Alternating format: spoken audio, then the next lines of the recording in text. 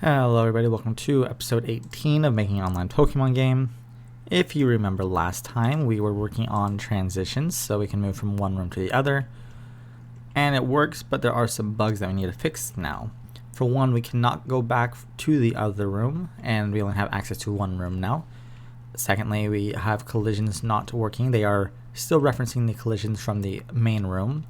And the third thing is, if you saw when we moved from the other room to this room, we actually the camera slid over to the right, which I'm not sure about.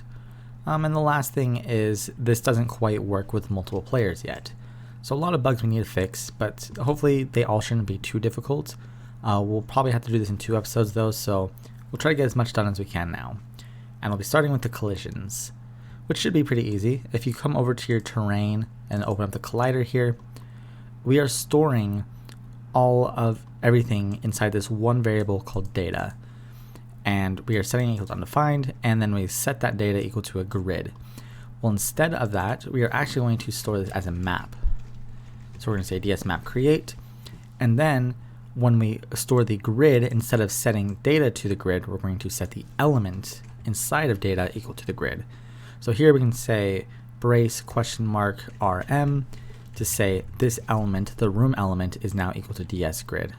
So we're storing it inside of this map instead of setting the whole thing to the grid. And then for everywhere where we see data in this function, we're going to say replace that with rm. Same thing down here. We need to access that element instead of setting the element. Under this has collision function, now this also needs a room element, so we're going to start here, go into the arguments and add in a room argument, because we want to get the X and Y position out of a specific room instead of just any generic room. Now anywhere where we see data in this function, we're going to have to replace it with the same thing. We're accessing that element, so we'll just replace that on all these parts, including where we return. So here this is saying get that room and get the ds grid element out of that room. Alright, and the next thing we'll have to do is set it so that in the player data, because if you look here under player data, if you scroll down to update server, we are calling has collision, but we need to be able to access which room the player is in. And currently the server has no way of knowing which room the player is in. I mean, sure, if we come down here, we tell the server, or we tell the client, hey, this is what room you are going to be going to, but it never actually specifies, hey, this is the room you are in. Like, it doesn't save that information. It just tells the client where to go. So in the player data at the very top, I'm going to scroll up, and we're going to store a variable in the player, and we're going to say current room equals, and for now we're just going to set it by default equal to the main room that we start in.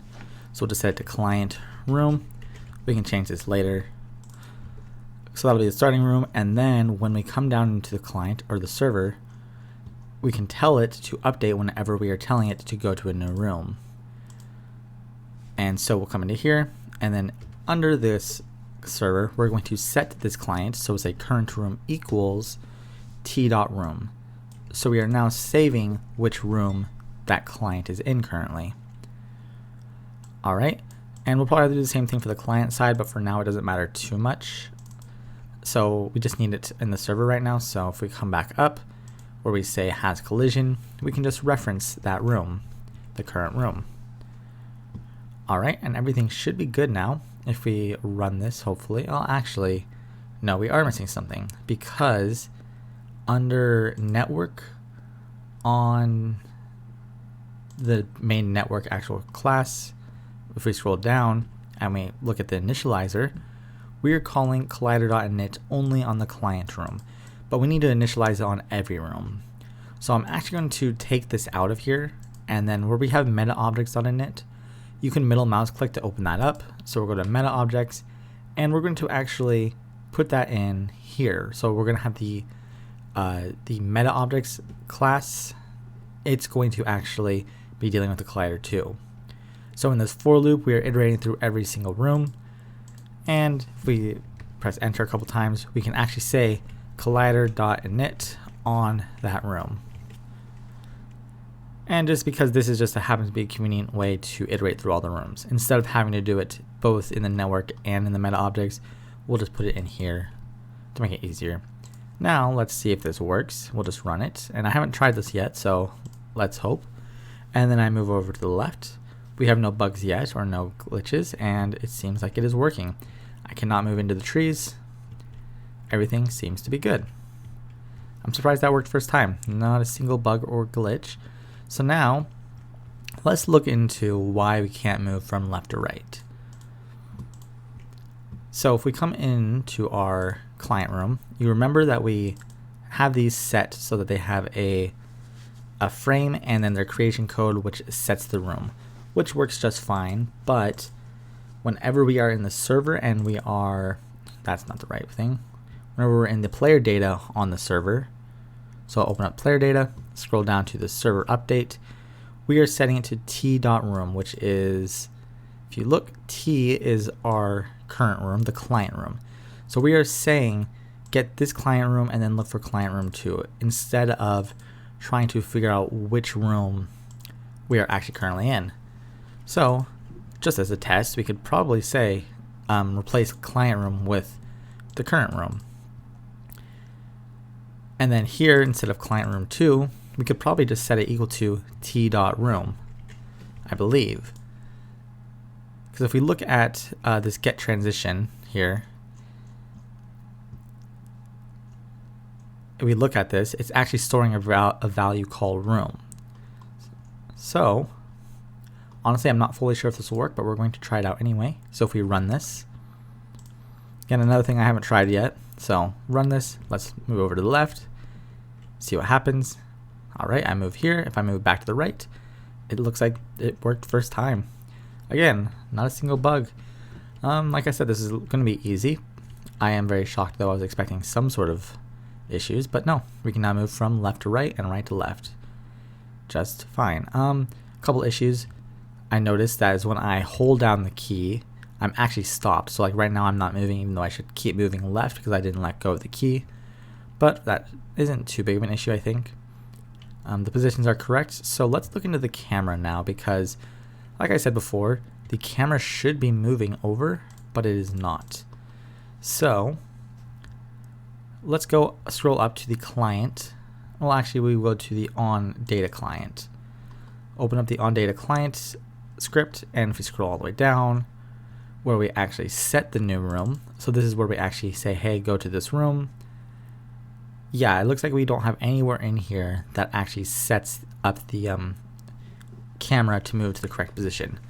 So what I can easily do is just say camera dot set position. No, it's force position, because we don't want it to slide. So we're going to force position to be p.position.x and p.position.y. And I believe that's all we need in here. Yep. And then if we run this now, and then we come and open up the client, if we move over to the left, there's no sliding of the camera. It just is automatically in the correct position. All right, that looks good. Let's look into why I can't continuously move to the left. And I think this was something that I was actually doing because I thought it was an issue, but might not be now. Because I believe at some point, if we come into the player data, I think we were just automatically setting it to be empty. So scroll down. Right here on the very bottom of player data, we are clearing the key presses. I think I did that because I thought it was causing issues, but it might not be. So let's try just removing that, commenting it out, and see if that fixes it. All right, yep, that actually just fixed it first try. This is turning out to be way smoother of an episode than I expected. So that's very good to hear. But yeah, let us hide the transition. So if we come into the object transition, we could either set it to invisible, or we could just do the simpler thing and say if is client, if client dot is client, and actually that's network is client. So if network dot is client, instance destroy. And we don't need to set the image speed to 0 because that really doesn't matter. And we can run this, run the client, and now you don't see the actual squares there. So it's just a smooth transition from one room to the other. We could eventually have a little fade out, so it fades from black to clear. Yeah, why don't we do that? Because right now it's kind of just jumping at us. So we could like give it a little transition to make it like fade black kind of. That shouldn't be too difficult. I'm trying to think about how we can do that though. It's going to be client side only. So under player, let's create a, I'm trying to think how to do this. Let's create an object. Let's say Alt O. I don't want to do a script. I was going to do a singleton, but I think an object will just be easier. This isn't that big of a thing that we need a whole script for, a whole singleton. So we'll do object transition effect. I don't know if it's affect or effect with an E or an A, but that's fine. We'll make this persistent and we'll add a create event. Yeah. And we'll say time equals 0 and max time equals 100. So it'll be 100 frames. I'm trying to think about how to do this in a good way. We can go into our draw GUI event and let's actually change this, change event to the draw event. We'll just do the draw event. Draw set color, see black, and I guess take time and set it to the bottom and set it equal to max time. And then whenever we want to make this fade to black, we'll set time equal to 0. That'll be much easier, I think, on us. Otherwise, yeah, that's fine. And then we'll say draw set alpha, and we need to set it to a value that is a percentage between time and max time. We could do this with lerp pretty easily. So we could just do lerp from 0 to 1, or actually 1 to 0 because we wanted to start off fully black. 1 to 0. We want to start off fully black and then fade to alpha of 0. And then what's the amount? This is the percent between 100 to 0. So it's going to be 1 minus, in braces, we'll do max time, or sorry, time divided by max time. And thinking about this, I don't know why I'm using a lerp, honestly. We could just do this, can't we? We can just say draw set alpha 1 minus time divided by max time. That should actually just be fine. Yep, okay, so then we'll do draw set alpha 1 just to make sure that it automatically goes back to 1 at the end. And then we're going to draw a rectangle, so draw a rectangle from 0, 0 to room width, room height with no outline. And then there's an issue where this could potentially draw underneath some objects. So I'm actually going to change this from the draw event. So change that from the draw event to the draw end event. Draw end. And that should be fine now. I set this equal to max time at the start so that we don't have a fade at the very beginning. So like when we first open up the project, there's no fade. Well, yeah, we'll do that. I think that could be cool. So when we first open up the game, there'll be a small fade as well. Otherwise, if you don't want a small fade at the beginning, you could just set it equal to max time. But yeah, I think it would look nice to have it at the very start as well. Anyway, go into your main room, your main client, and go to assets, and let's just add in that object. Close that down. So we'll just add in our transition effect right there at the very start. And if we run it, at the very start, there'll be a small fade. Oh, actually there won't be because I'm not the brightest tool in the shed and I forgot to actually say time, or if time is greater than 0, time minus minus. So decrement time. And I just accidentally closed the whole thing. How do I open that back up? Events. So that should be fine. There's other ways to do it too, but that should be fine. Run this, and now it shouldn't stay black forever. Emphasis on shouldn't stay black forever.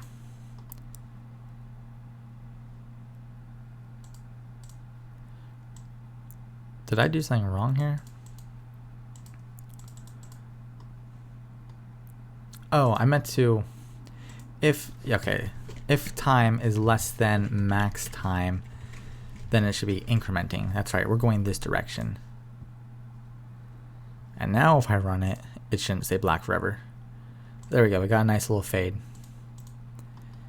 And you could change how much it fades by setting this equal to a different number, like 50 would be less, or 200 if you want it to be more. I'll keep it at, we'll go to 75.